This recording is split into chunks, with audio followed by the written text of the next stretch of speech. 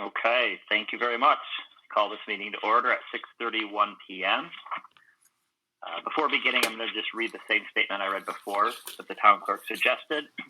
Pursuant to Governor Baker's March 12, 2020 order suspending certain provisions of the open meeting law, general laws, chapter 30A, section 18, and the governor's March 15, 2020 order imposing strict limitations on the number of people that may gather in one place. This meeting of the North Reading School Committee is being conducted via remote participation. No in-person attendance of members of the public will be permitted, but every effort will be made to ensure that the public can adequately access the proceedings as provided in the order.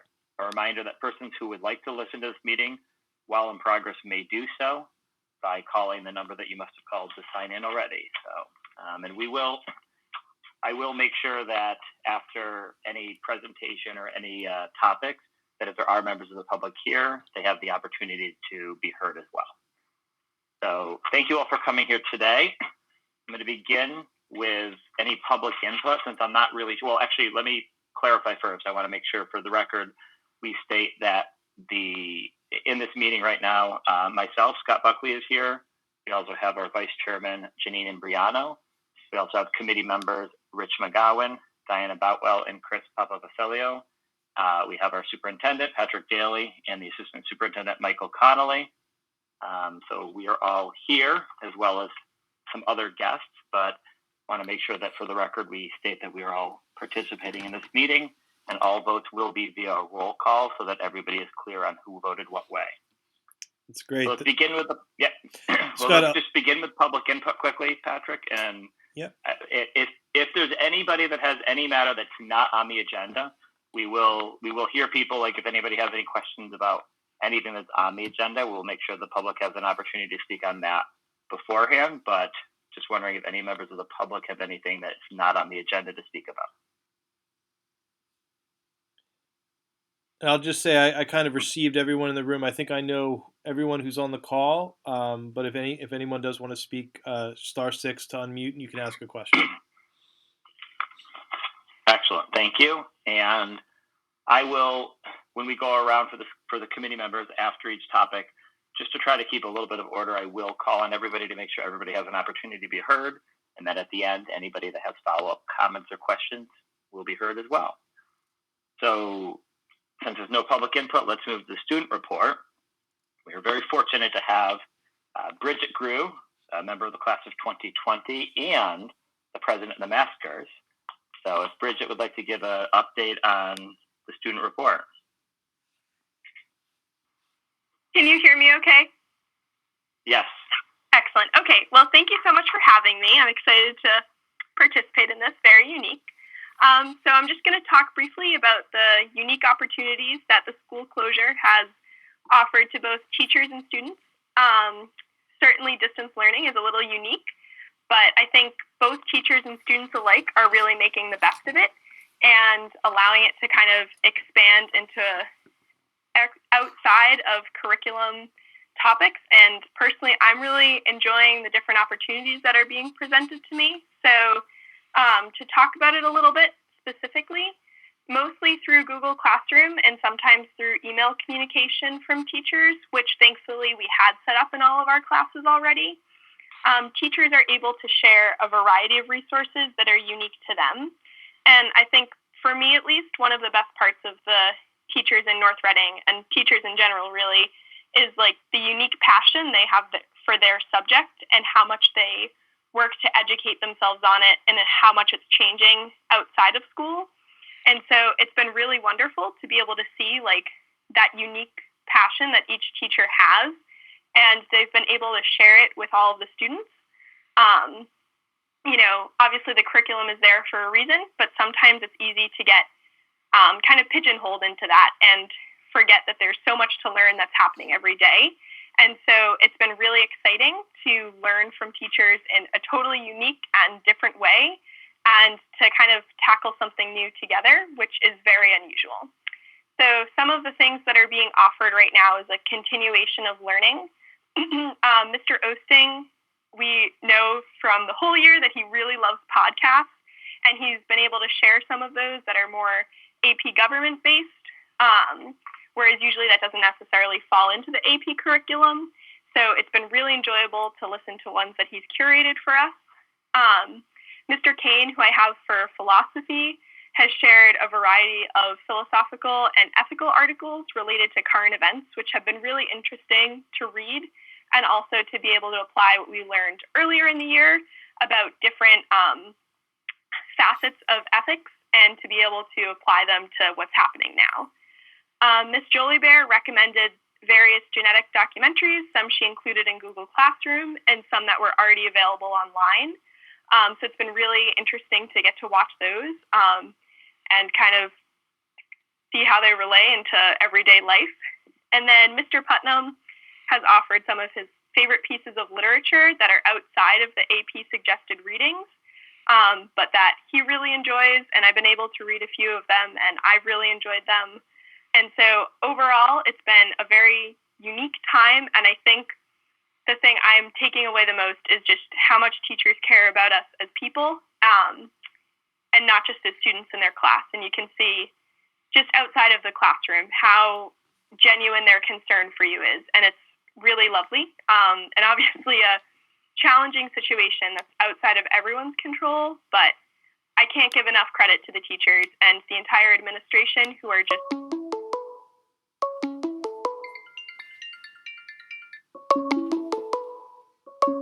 hear me? Yeah, Is everyone able to hear me? You cut out for a second, Bridget, but you're back. Okay, thank you. So it's really just been lovely to see how the community can come together, and really learning, I think, is supposed to be in and out of the classroom, and we're getting such a wonderful opportunity to see learning outside of the classroom. So that's the state of the school when we're not in school. Are there any questions I can answer for anyone? So why don't we go, Janine, any comments or questions first?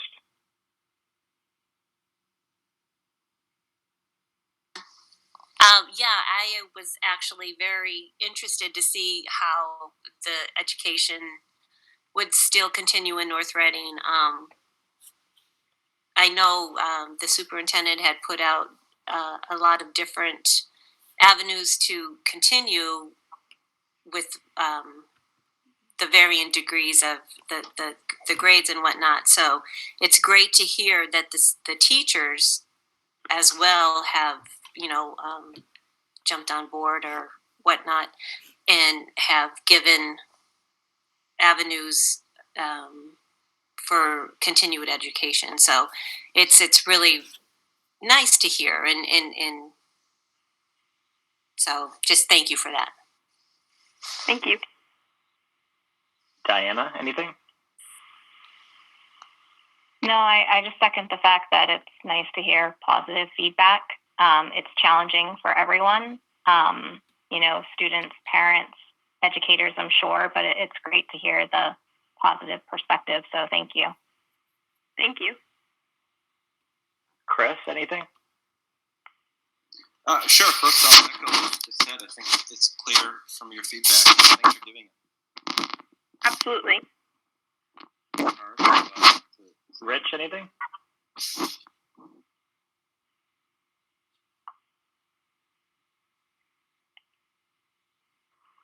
Sorry, it took me a moment there. Thanks, Bridget. I really appreciate your enthusiasm as well. And I just want to add on, I've been trying to follow on Twitter what teachers have been saying on Twitter, and they're just posting amazing things and just showing their dedication. And can't thank them enough. So, echo whatever others have said.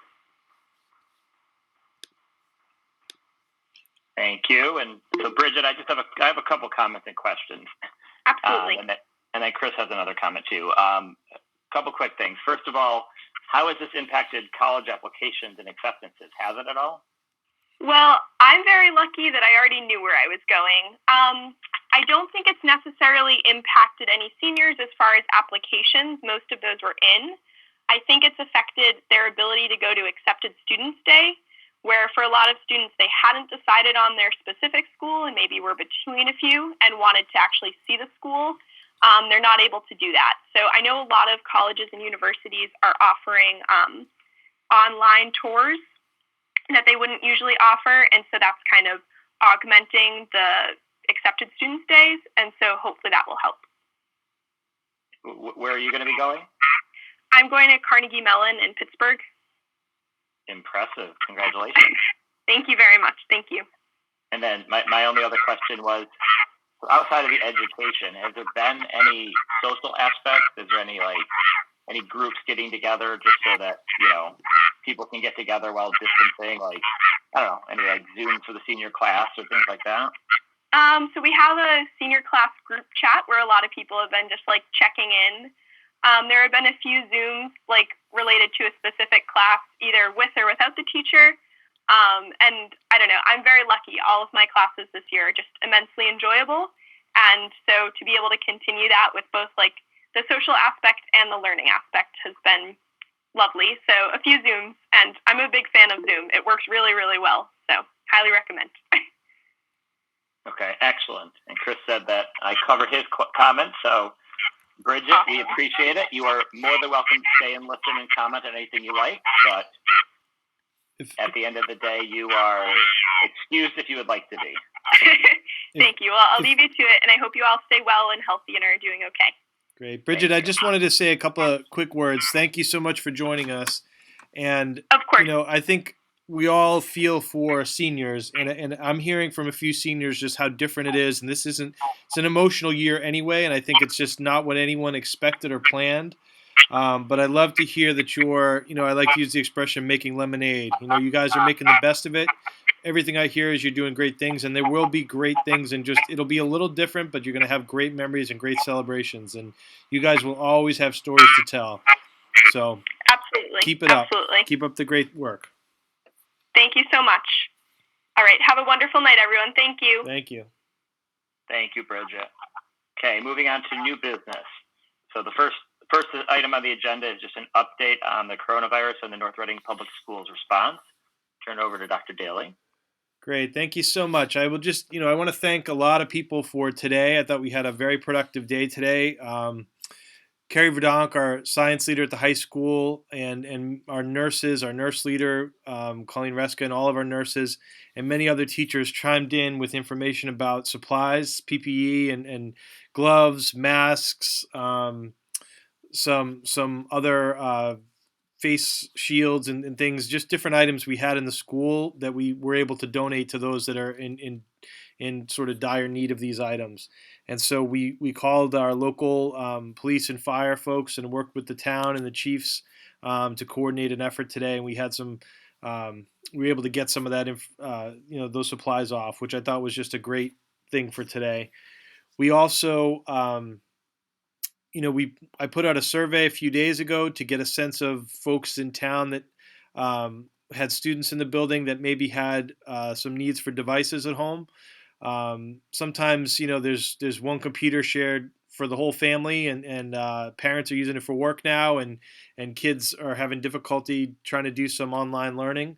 And so we put out that survey, and we were able to prepare a whole bunch of devices. Dan Downs was in here today working with Nan Cook and Nick Langford and a lot of other people to get that ready. So we had just about half of the devices have already gone out. We're going to hopefully get the rest out tomorrow.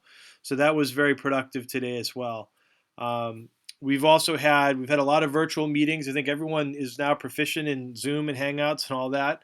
I've had a lot of calls today with Merrimack Valley superintendents about next steps, and I communicated that on. I had 2 forums today with our teachers, sort of one at 2 o'clock with our secondary staff, one at 3 o'clock with our elementary staff, and then a 4 o'clock with our central office staff. And the message was consistent.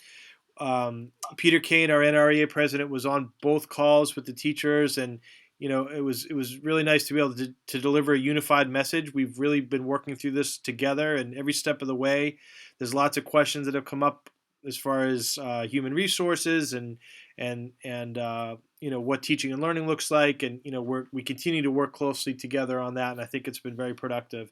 And we were able to communicate that to, it was about 300 teachers total that joined today, and it was really productive. And I think it was it's just nice to hear people's voices and to get some questions answered. People felt like, communication's been good and they had a lot of information, but there were also additional questions that we were able to discuss today. So the big one, I think, is, do we have any other indicators about being out of school any longer? And at this time, there's nothing beyond the April 7th date.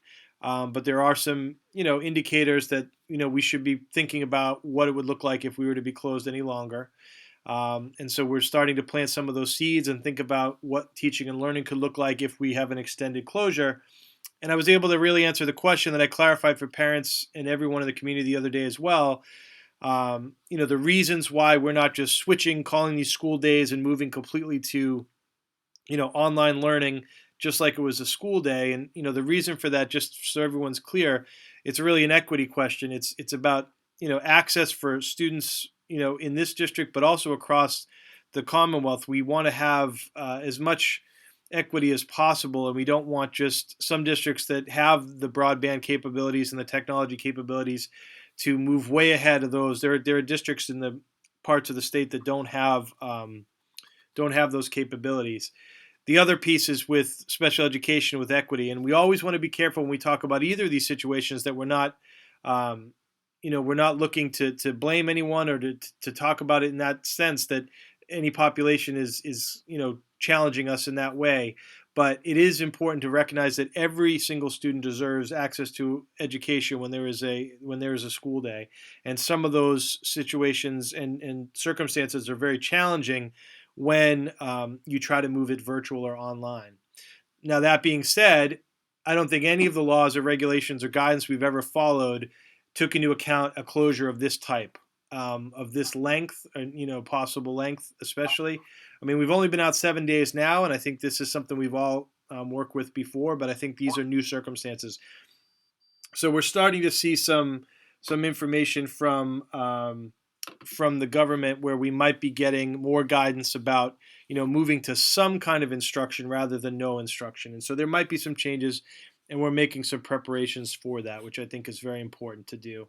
And so among those changes, at the very least, would be some shifts towards more structure. I think that's what parents and students and teachers want is, right now we've been sort of providing a lot of these resources to everyone. I think the goal is to start thinking about it in terms of somewhat of a more structure where it's a little bit more guided by the teachers. We also are definitely going to do some of these social, emotional check-ins, whether they're Zooms, Hangouts, or phone calls. We've been doing a lot of that. We're going to continue to do more of that, where sometimes the students just need to come in and say hi to their classmates, and I think that's very important as well. So there's lots of great things moving, but we're, as much as we want all the answers and we want to move forward, we still need to take this day by day because so much is changing so quickly. What was true last Wednesday is definitely not true last Friday and different on Monday. So we don't want to get too far ahead of ourselves and rush to anything here. So we're working with our town. We're working with our commissioner. We're working with groups of superintendents, and we're trying to come up with, as much of a unified response as we can. We always have to do what's best for North Reading, what's best for the students of North Reading, but we also want to try and stay with a unified voice with our colleagues as well. Great. If I could speak a little bit on the business and operations side of things. Please, Mike. So there's been a lot of good work and a lot of staff working hard in regard to the business operation as well as the operation of the district. I certainly want to thank Wayne Hardacre and his custodial staff for their hard work over the last 2 weeks, completing the deep cleaning of all the schools in the district. They worked tirelessly throughout each day, making sure that got done well and thoroughly. So they've just been working hard. And the food service staff, under the direction of Food Service Director Anna McGovern and Chris Callahan, our regional manager with Chartwells, they've certainly collaborated with delivering meals to those families that are in need of it during these challenging times. That started today, and my understanding is that went very, very well and very, very smooth today. So it's certainly delivering and pickup of grab and go both breakfast and lunch meals. So that's been a lot of good work and hard work going on there with our custodial and our food service operations. So, that their work certainly continues during the school closure period. We've had our district bus drivers have certainly stepped up and they've helped coordinate the delivery of those mails, grab and go mails to families today. We've had a couple of those drivers have been very helpful in making that happen. And then our business office staff, I can't say enough about the hard work they've done and how much they've stepped up under some challenging circumstances to do their job remotely and at home and virtually connect into their desktop to process payroll timely and efficiently and process the accounts payable batches. We almost haven't missed a step in getting those two very important functions processed and moving along, over the last 2 weeks. So there's certainly been a lot of hard work and a lot of folks, stepping up under these challenging times. So I definitely want to thank all those involved. Thank you, Michael. Thank you, Patrick. Rich, do you have any comments or questions? No, other than continued deep appreciation for all you guys and everybody you mentioned. I don't have any comments. Janine, any comments or questions?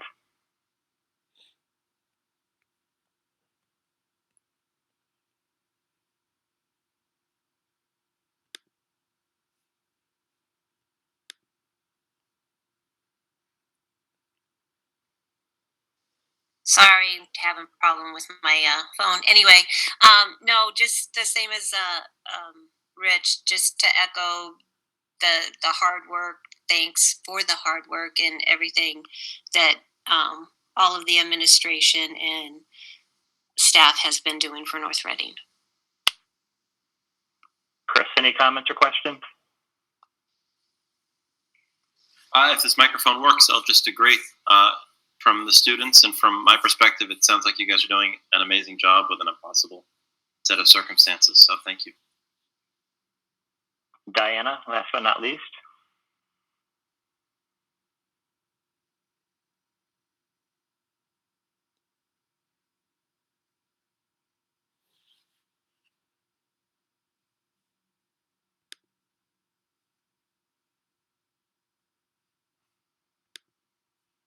I'm guessing she's having trouble with her mic as well.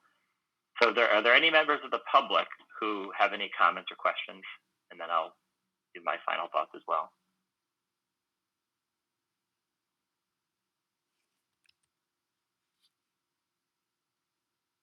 Well, I would just like to thank Michael and Patrick as well.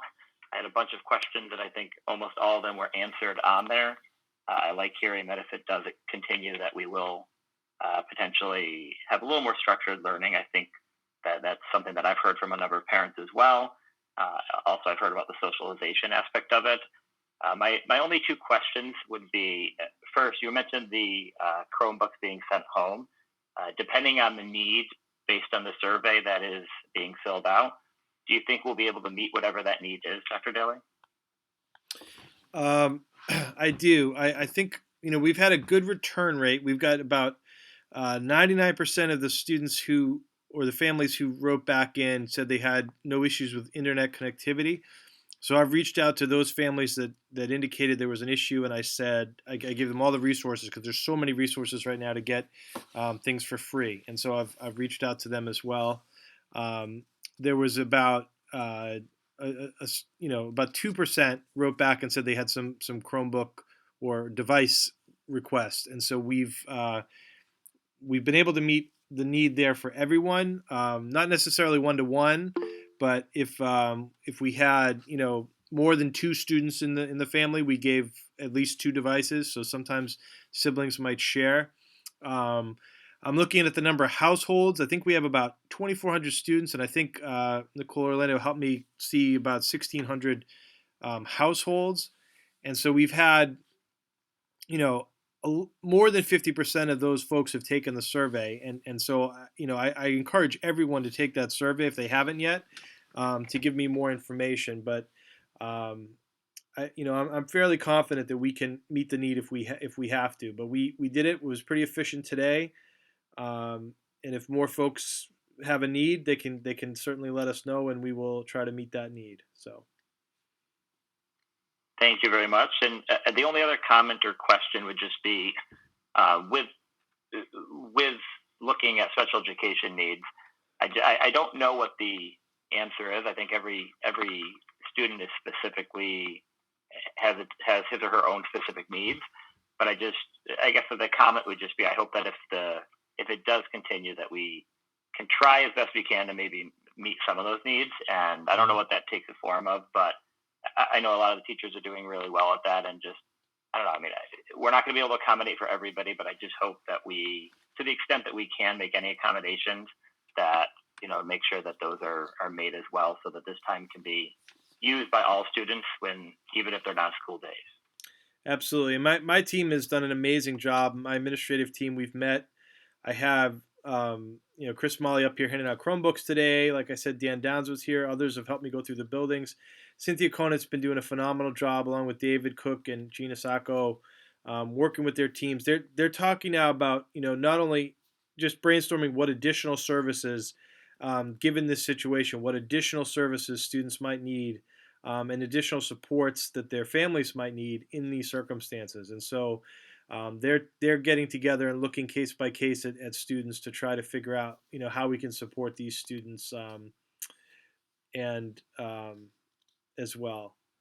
And so there's a specific question about special ed outplacements. We are some outplacements are still having students, but for the most part, those students that are outplaced that are home, we are working with that. Cynthia and David are working on that, and Gina, to make sure that those students are getting the best supports possible while they are at home during an extended closure of their particular school if they're outplaced. Thank you very much.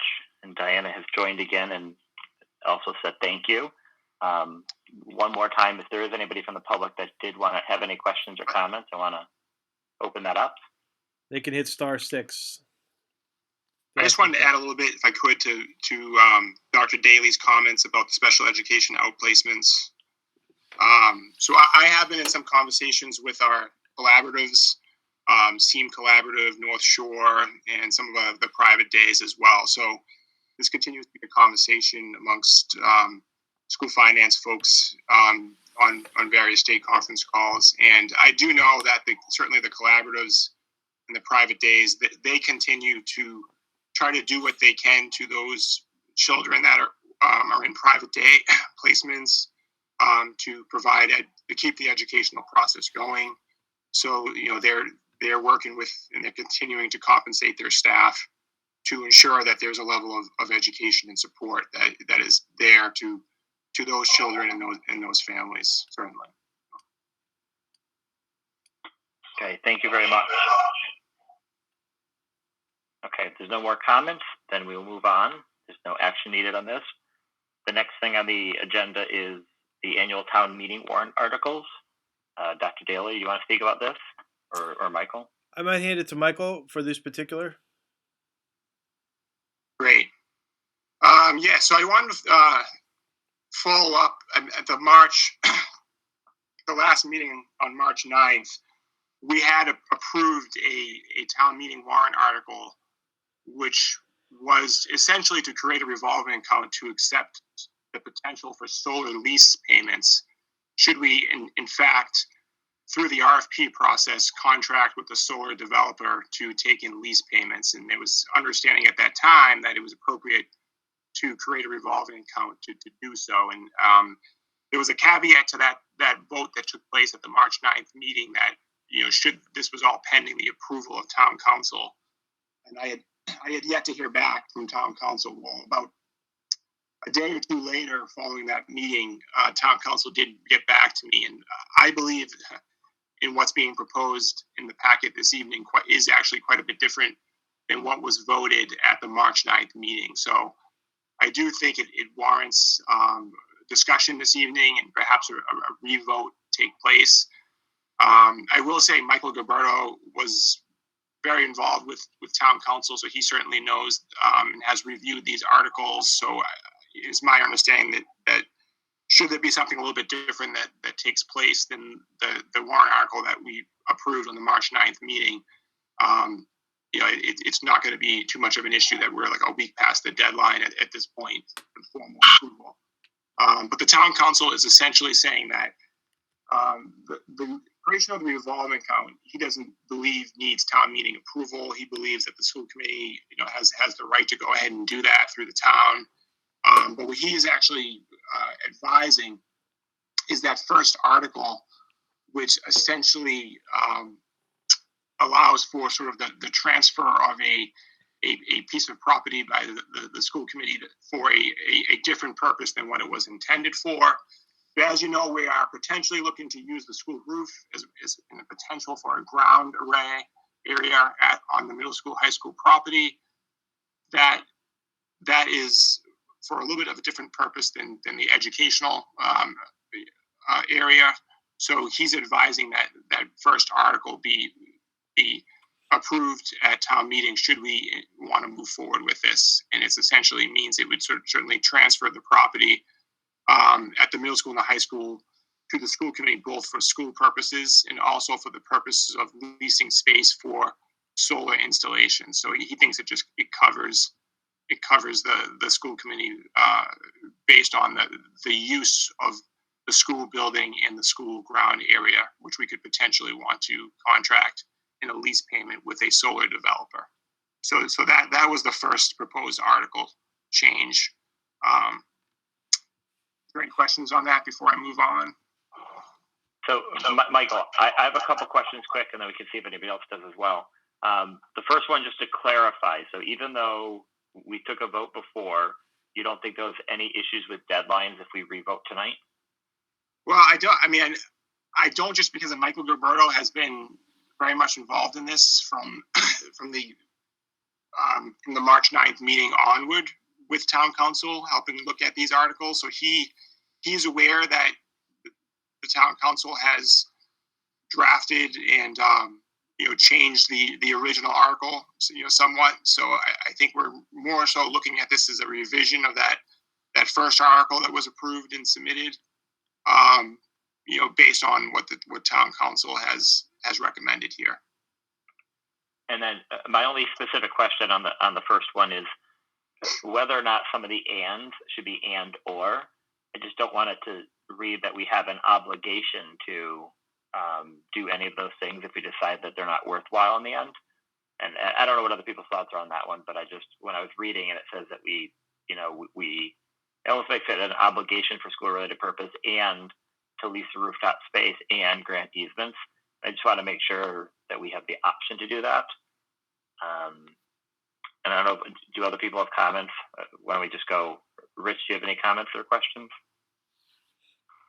I have I'll leave the and versus and or to the legal scholars, but I guess my confusion on this is revising. Is this sort of a revising the transfer of the property to the school committee that was previously done, just as the normal operation or the normal assignment to the school committee, and then just adding the purpose? The wording makes it sound like this entire thing is something new, and where it's really just about the leasing of the rooftop space. So I'm just a little confused as to what we're amending here, or what we're proposing.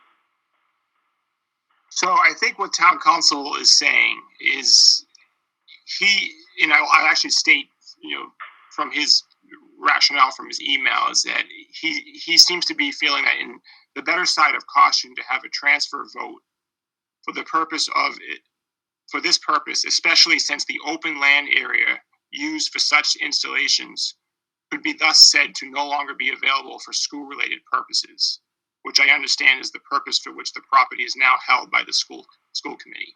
Right. Yeah. That's what it seemed like. So it's basically a modification of the transfer that happened presumably some long time ago. Right. To So the for the school. right. So for the 3 draft articles, this first one is essentially a transfer vote, transferring the property at the middle school, high school to the school committee, both for school purposes and also for the purpose of leasing space to a solar, for solar installations. Okay, thank you. Chris, any comments or questions, thoughts? No, I don't have any questions at this time. No, thank you for your thoroughness. Janine?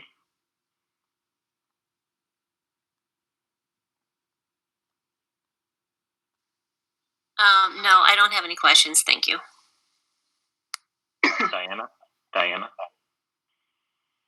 Hopefully you can hear me this time. Nothing here. Yes. Okay, so yeah, my only question, I don't know if anybody has, or Michael, if you have any thoughts on just the and or, because just like before, it said it was used for school purposes, and they were worried that without changing the language, that it could not allow us to use it for something else. I similarly worry that if it says it's going to be used for this purpose and another purpose, if we are theoretically limiting ourselves or obligating ourselves to do something in the future as opposed to an optional. I don't know. I don't know if that makes sense to you, but that's my only question when I read it. Yeah, I mean, I can certainly run that question by council, if that makes sense, before it's submitted. If that is a revision that seems like it would make sense. So then, why don't we have a motion on? I guess we should do them. Did we do them all together last time, Michael, or did we do separate? Well, the last time we were only looking at one article, so we didn't. He's kind of come back with thinking that to cover ourselves, we need these 3 articles. So, do you think 3 motions would be better then? Yeah, it probably wouldn't hurt. Okay, so I'm going to ask maybe Rich if you can. Would you mind making a motion on the 3 different articles? And the first one, ideally, if the first one could just be, or for all of them, I guess, substantially similar to this, something along those lines. Sure. I move that the committee vote to approve the proposed article regarding the lease of land and rooftop space for solar photovoltaic facilities as presented or substantially as presented.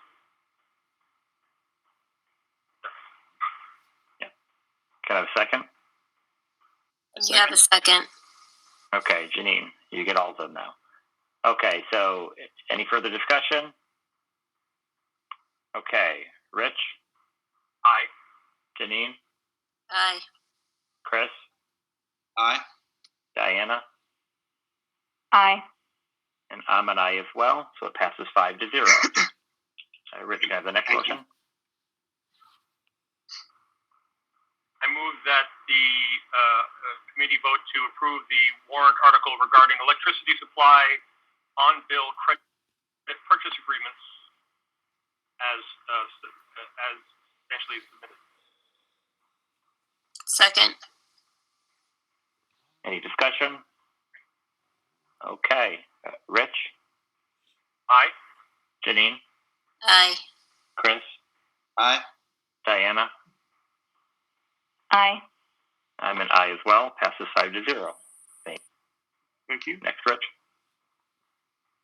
I move that the committee vote to approve the warrant article regarding agreements for payments in lieu of taxes as substantially as submitted or substantially as submitted.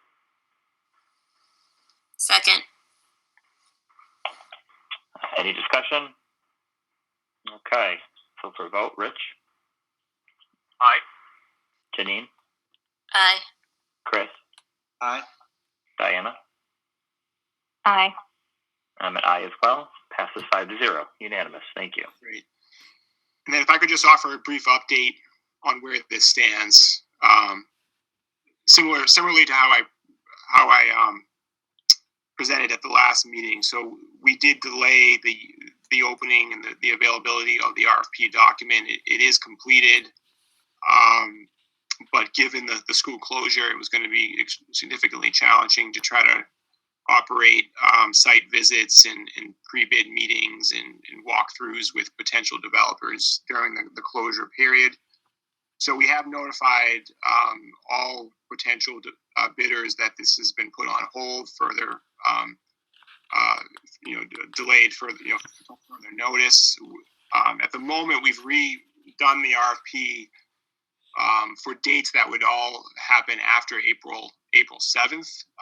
But we've also notified that's subject to change as well, given the fluidity of the situation with the COVID-19 virus. So we'll continue to monitor it, but this would be something that would be very challenging to do should we not be able to conduct in-face meetings and site visits and certainly visits of the property and so forth. So we'll have to just kind of monitor the situation here and see what we're able to get done over the next several weeks.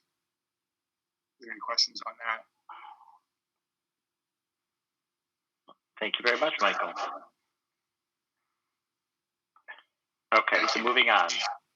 Next, we have an update and a vote on some changes to the North Shore Education Consortium, the Articles of Agreement. So, Dr. Daly, do you want to lead us through this? Sure. I'll just, in summary, this is it just needs an agreement for these following. These are the main three proposed changes. The first one is to admit the Pentucket Regional School District as a member of the consortium. The second is to establish in the language that this is a superintendent board. It is essentially always had a superintendent-only board, but this would just shore up that language a little bit. And then the third is to amend the language a little bit to speak to some of the responsibilities of board members, and really to try and get some more incentive for folks to show up and to make sure we always have a quorum for voting. I guess this has historically been a challenge in some cases, and so they wanted to add some language to offer an option for districts where you could be a non-voting member if you're unable to attend meetings regularly. But I don't think this would impact North Reading. We've been, John and Kathy before me, I know, have been regular attendees of these meetings. So they just want to firm up that language. So if folks agree, it would just be a signature then that I would get from the school committee chair, and I would send that over to them. So, least concerning comment of all is I have a couple comments, but before doing that, I want to call on everybody else. So, Rich, do you have any comments or thoughts on this?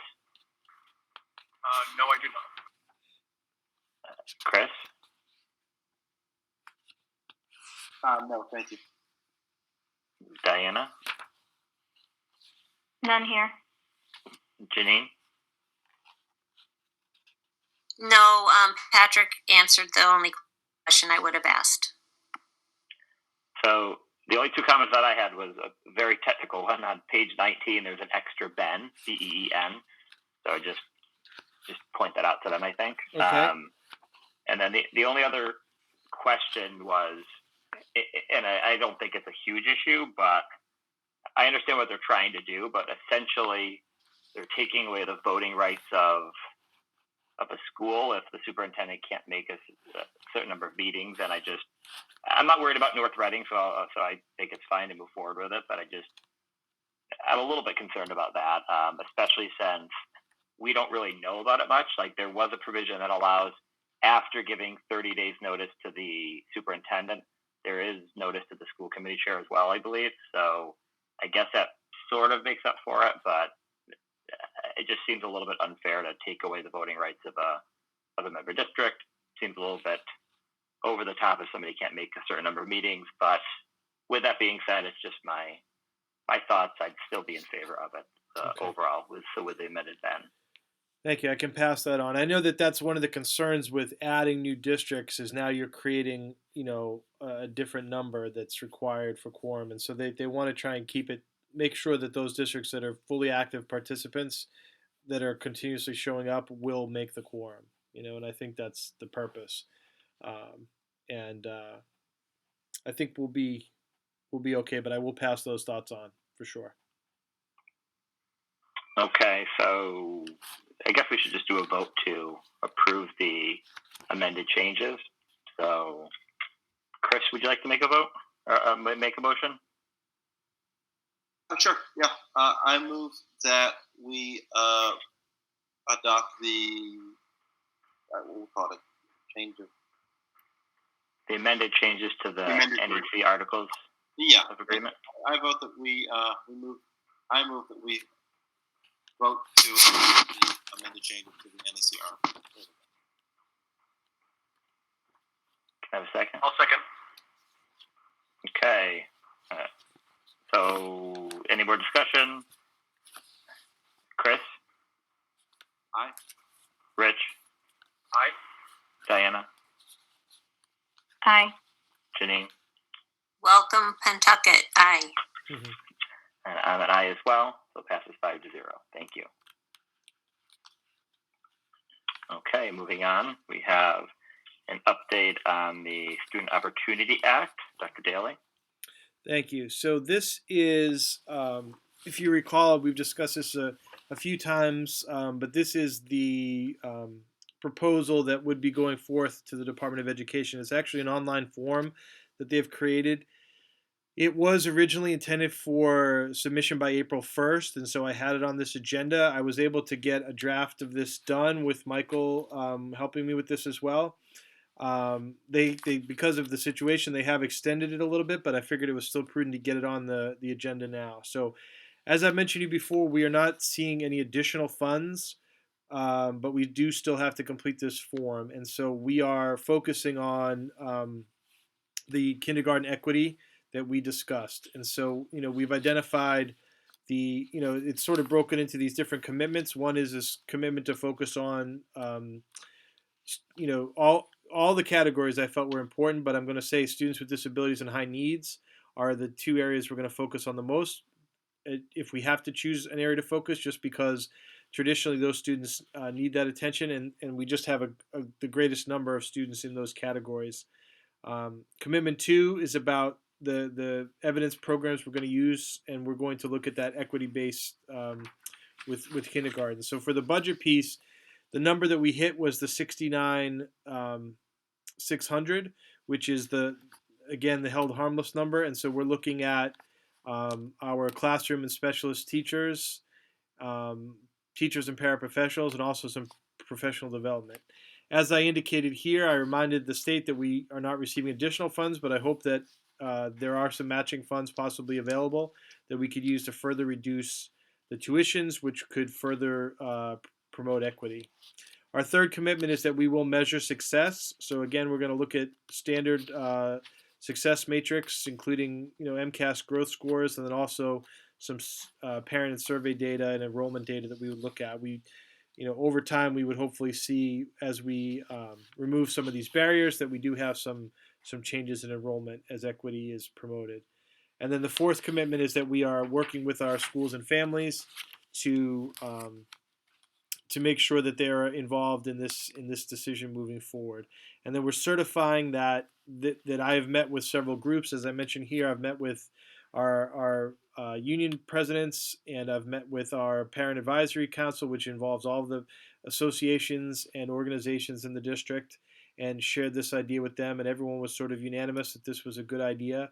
I've shared it with school committee and our administrative council as well. And so the last part is just that the school committee approves this is the plan, and then this would get submitted. Thank you very much. So I have one quick question or clarification. You mentioned it quickly there, but the $69,600 number, you said that's what we're getting. Yeah. So does this document have to have in the dollar amount that we'd be receiving? Or is it a request for what we want? Yeah, no, it's just how we're going to use the funds. So it's just a strange situation where we're really not getting additional funds, but we still have to justify how we're going to use them. So the money we're getting is the same as we typically would have received. So that's why I'm using that same dollar figure, and that is the figure that we're getting. So And as Dr.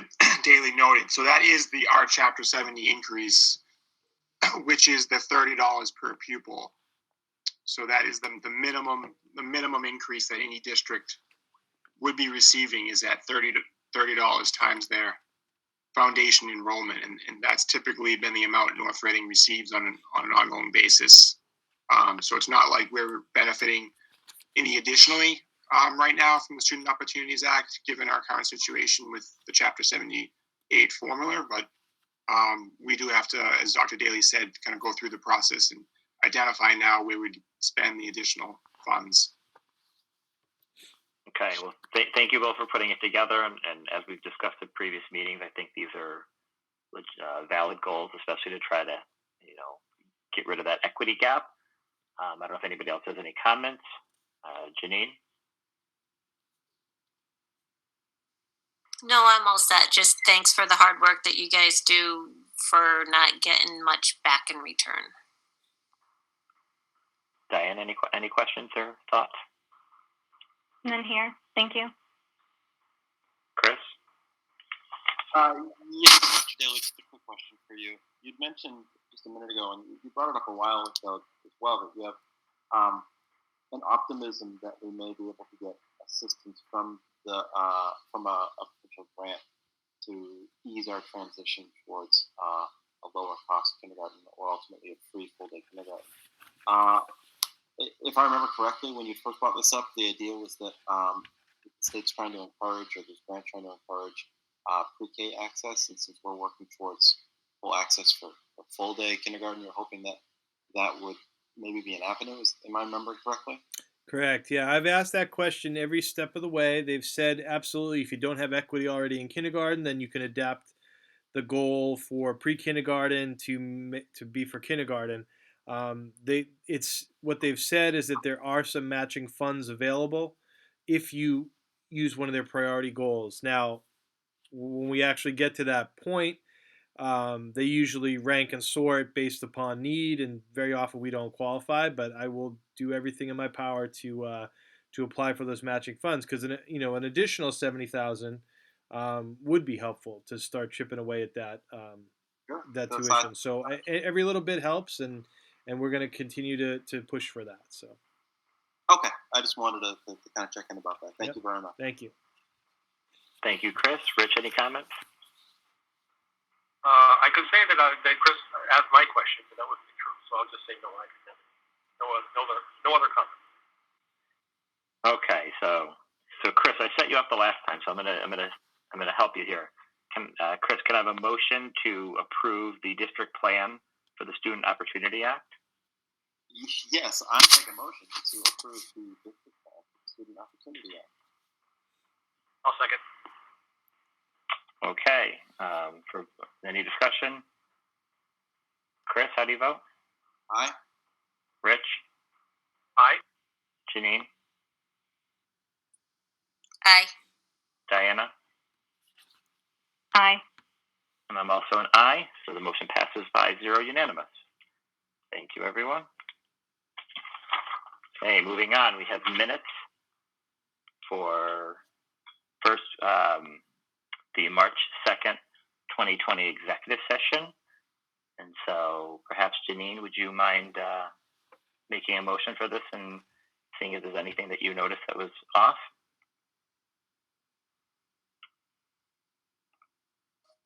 Okay, got the microphone. I make a motion to accept the executive session minutes of March 2nd at 6 p.m. as written. Second.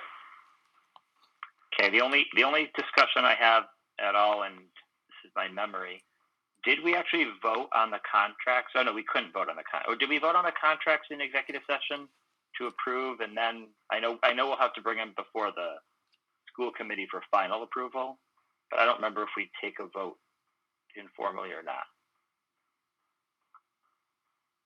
Do you know? Well, we can leave them as it is if nobody knows differently. I know they'll be formally presented before I- a school committee Excuse meeting. me, Chairman. I did think there was at least some type of a formal vote of an endorsement or an approval, at least.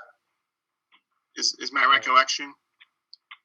Yeah, it wasn't. What we weren't voting to accept the contract, but it was just to accept the agreement, and then they're ratifying it, and then we would do it in public session. We just haven't done that yet. Yeah, I just wonder if they should be clarified on those two contracts that we were in approval of those. If we approved those contracts preliminarily. So I believe because it says the agreed upon, I think that's sufficient. In past, I believe how it is written in the minutes now is how it has been approached in the past. And then once we get into open session and make the motion, that's when it becomes voted upon. that is fine with me. So we have a motion and a second. So for voting, Janine, Who was the second, just by the way? Rich was. Okay, sorry, I must have missed it. But I. Rich, Aye. Diana, Aye. Chris? Aye. And I'm an aye as well. Motion carries 5-0, unanimous. And can I have the motion on the March 2nd, 2020 regular session, Janine? And make a motion to accept the March 2nd open session meetings as written. I'll second. Okay, any discussion on this? Hearing none, I'll take the vote. Janine, Aye. Rich, Aye. Diana, Aye. Chris, Aye. and I'm an aye as well. Motion carries 5-0. Thank you all. Budget update, I don't think there's anything. Or Correct. staffing, is there? There's no budget update. Nope. Okay. My only question on the budget is for food service, Michael, if I may, obviously the school being closed is going to have a big impact, but I think we were about $11,000 above budget. And I know if we don't meet budget, we have to come out of the school, other funds to do it. So do you think we're going to be okay with the closure of the school? So it's a very good question, and I think a lot of this, does remain a very fluid situation in terms of the closure and how long could it potentially extend for if it does extend beyond the April 7th. So it's certainly something, I think, as we get more information and guidance from the variety of sources from the state, we have right now, there's a lot of information that school districts are sharing collaboratively through shared Google documents in terms of what actions they're taking. But it's certainly something that, the district, myself and Dr. Daly are monitoring and watching closely. I've certainly started to put together some financial information on what the impact of a variety of different situations could be. And, it is something, as things move forward that we would have to take certainly a harder look at. It's as we've stated before, it's certainly our priority to continue to the best of our ability, pay both salary and hourly wages to staff. But it's a little more challenging on the food service end, just giving that essentially they operate in some ways like a small business with the revenue coming in supporting the expenses. So we'll have to continue to monitor something that a very fluid situation very closely. The best I can kind of answer that right now. I'll just say as well, thank you to Michael for that. And as you can imagine, I asked Michael to give me sort of to start worst case scenario, bracing for everything if we don't have this, if we don't have that. And so we have all those figures, as you can imagine. Michael did it, within about 15 minutes. He kind of had that for me. All of our, as we get anything beyond April 7th, there's a lot of question marks. And so part of what I've explained to our staff, and they've been so good with this and understanding, is that, we have to take things piece by piece because we don't know what the rest of the year is going to look like. And there's a chance that it could look different than we've ever seen a typical end of a school year. And so we've talked about, the keeping people whole is really referring to their main positions, and things like being a spring sports coach or even some extracurriculars, that those might be impacted by other sources other than so it might look a little different this year. And I think we're not saying what it's going to look like or anything now, but everyone knows that there might be some changes, and that's allowing us the flexibility. And I was able to go into a little more detail in my calls with staff today. That flexibility and that understanding on the part of our staff, they know that they are helping out other people in the district as well and trying to keep them whole with their full-time jobs. And I really appreciate everyone just for understanding and being flexible with some of those ideas. And our goal is to try and keep everyone as whole as possible moving forward, and we're going to fight for that. But I think this also provides us that flexibility that we're not going into the red. So Thank you very much. Any staffing issue or updates, Dr. Daly? none at this time. Okay, for bids and donation, Rich, I think we have one. Would you mind making the motion on that? Sure. I move that the school committee vote to accept with gratitude a donation of $7,475 from the J. Turner Hood Parents Association to be used towards the personalized iPads at the Hood School.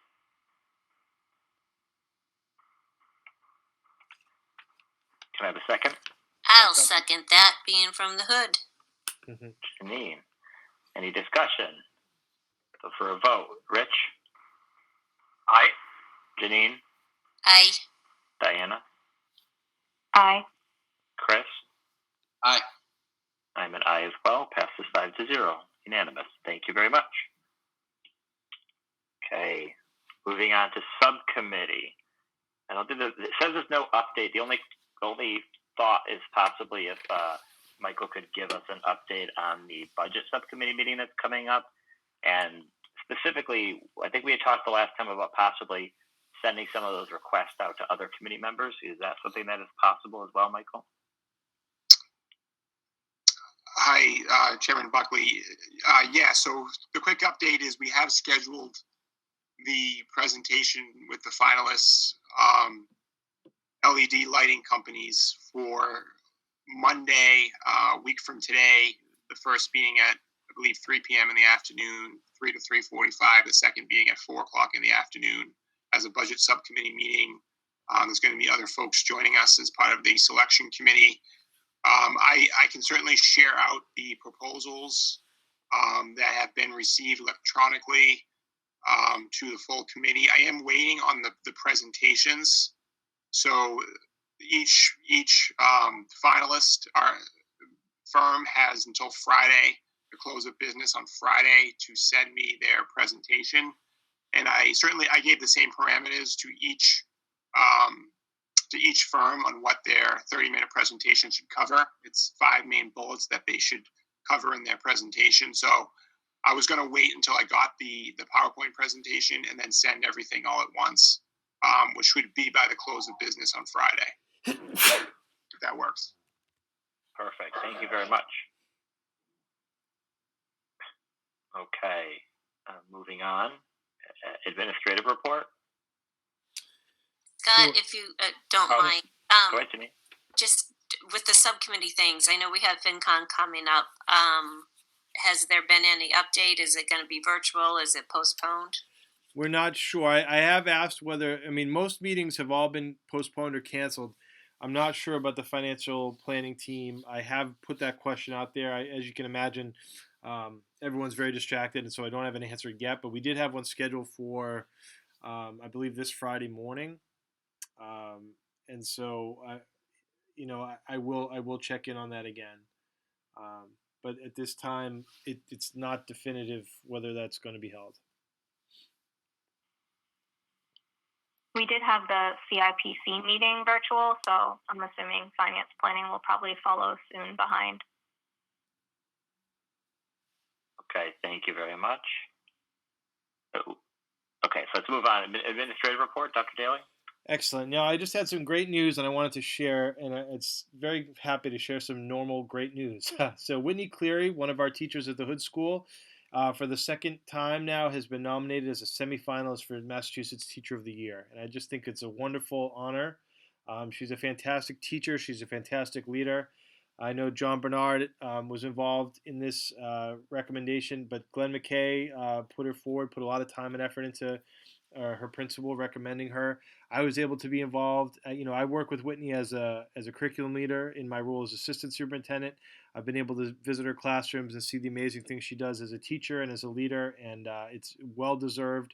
This alone is an amazing honor. But she is, we will have more information soon about whether she's a finalist.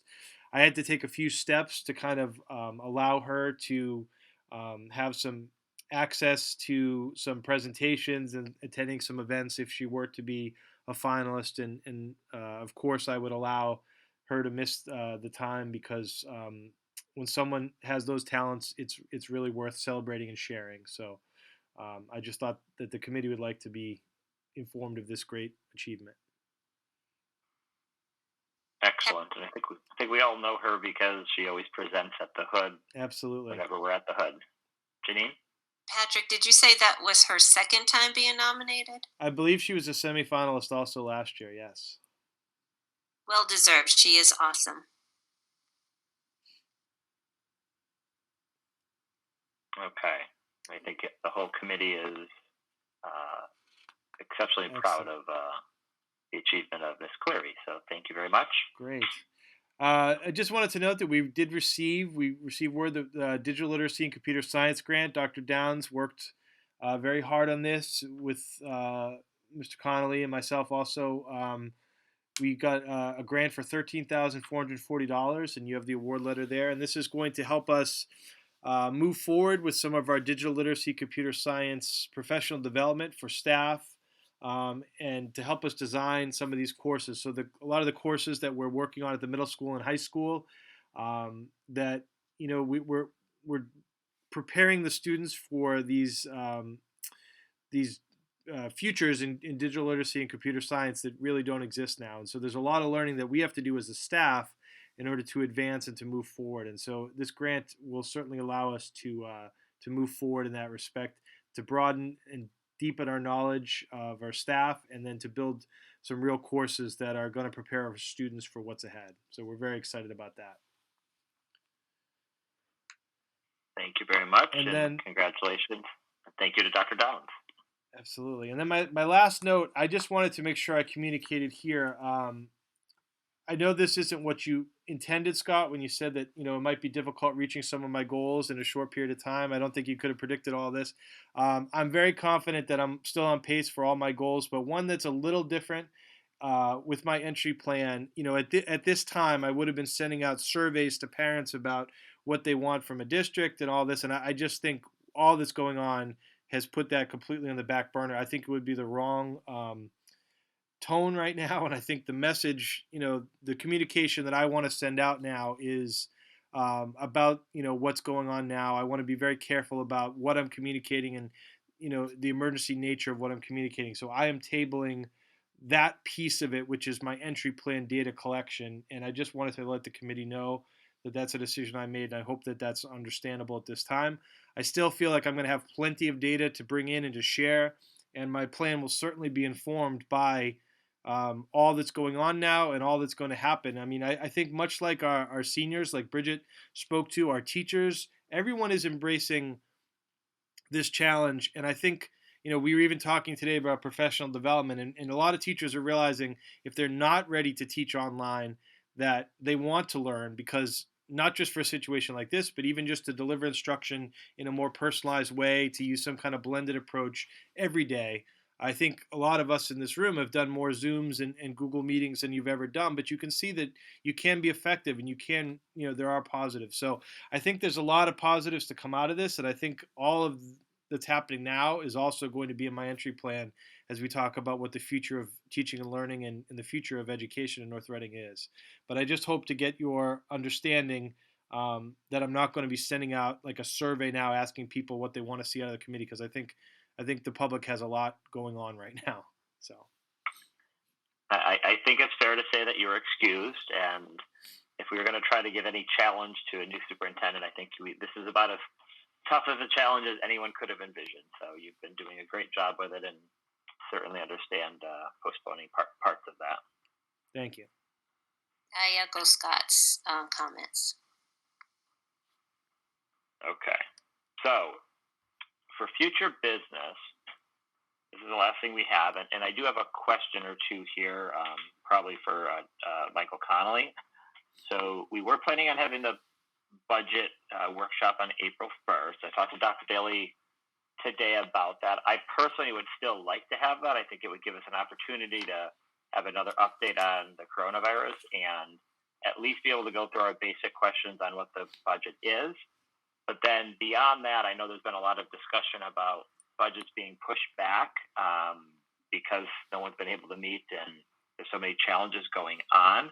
I don't know if the April 13th meeting may be pushed back. And I don't know if, Michael, if you have any further updates from the state on budgets or timelines for any of this. Yeah, it's a great question. On the first question, I do agree with you, and Dr. Daly and I we were actually discussing this before the call went live, and I would agree with you, Chairman Buckley, that we should probably move forward as is and have the April 1st budget workshop, give the full committee a chance to kind of weigh in on the budget that was presented on March 9th, talk through some of the key priorities and current budget gap that exists, even though we may not have the most up-to-date revenue plan with all that's going on and the shifting of priorities with in lieu of the COVID-19 virus. But I think there's certainly discussions that we can certainly have that would be of value in that budget workshop on the budget. And then as well as, the second piece of that could certainly be, COVID-19 response updates, what's happening, where is some of the financial risk, where isn't it? We could certainly, in the current fiscal year, talk about those types of things. So I think it's certainly of value to kind of move forward with that. In regards to the April 13th budget hearing, there's a lot of discussion, as you mentioned, with the state kind of waiving a lot of the school finance regulations around budget appropriations, allowing town meetings to occur later, allowing town meetings to occur perhaps beyond the fiscal year after June 30th. Nothing's been substantiated on that, but there's certainly a lot of conversation on that, is my understanding. I've actually on some of these conference calls asked the question, because most districts are getting to the point where they would be having their public hearing and trying to meet their deadline of a public hearing before they have to officially vote a budget to move forward towards town meeting. Most districts that have an April or early May town meeting, those deadlines are now. And their public hearings would have been scheduled this week or next week. So they're certainly asking, is a virtual meeting acceptable form of a meeting of a public hearing, given what's happening? And I have yet to see an official response on that. So my thinking is that the state will have to come down pretty quickly and rule on that. The question's been thrown out there, the question's been asked, but in the conference calls I've been on, I've yet to get an official answer on that. So I think, again, a lot of this tends to be very fluid. I think we'll get some answers in the coming weeks. So I think we're going to have to monitor it very, very closely. Thank you very much. So for the future business for now, we will say that April 1st, 2020 at 3 p.m., we are going to have a school committee meeting, which will be the budget workshop, which I imagine will end up being, it will be held virtually as well. So information will be posted about how to participate in that if you're interested. And we'll say tentatively that we're going to have the April 13th meeting at 6:30 p.m., which again, we'll have to decide on where and when where that will be in what form. But for now, we'll keep it on the calendars, understanding that perhaps that could be kicked back depending on what happens. Like, again, it also depends on what happens with the finance planning team meetings as well. I want to make sure that we have enough time to actually have something close to a closer budget than what we have right now. So I do want to just add one thing, Mr. Buckley. So I do plan on moving forward with the budget webinar originally scheduled for this Friday at 12 noon March 27th, and there's about 15 registrants for that at this point in time. So that would essentially most likely be a repeat or a summary level repeat of the school committee presentation, budget presentation that took place on March 9th, and maybe some updates to where the budget's at. But that I do plan on moving forward with that presentation, that webinar. Great point. I think Mr. Clean and I might have been the only ones there last year, but it was a good. You do a good job with it, and then it's there to be sent out. It's there to be sent out to everybody afterwards as well, which is great. Anything else, Dr. Daly or Mr. Connolly? That's all for tonight. Thank you. All set as well. Thank you. Okay, if I can have a motion to adjourn. I'll All right. move to adjourn. That's Peachy Jim. second. Rich and Janine. Okay, so I assume there's no discussion. So for a roll call vote, Rich, Aye. Janine, Aye. Diana, Hi. Chris. Aye. And I'm an aye as well. Thank you all very much. Meeting Have a adjourned. good evening. Stay safe. Thank you. Have a good evening, Thank you everyone. all. Bye.